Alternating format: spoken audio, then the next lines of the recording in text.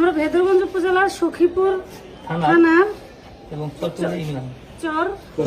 চরকুমারিয়া ইউনিয়নের মোল্লার বাজারে অভিযানে এসেছি।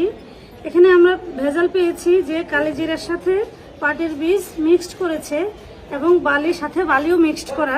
তো এটা আমাদের জীবন ও স্বাস্থ্যের জন্য ক্ষতিকর এবং এটা দুইটা জিনিস একই রকম হওয়ায় আলাদা করার কোনো সুযোগ নেই।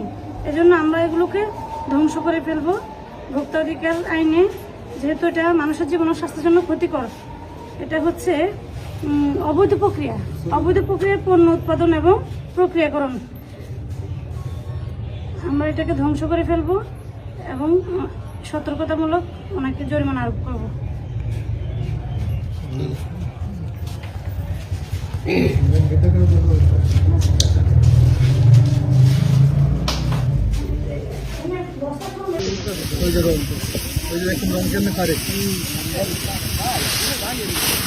এই যে রং করে কেমনি পানি কালারের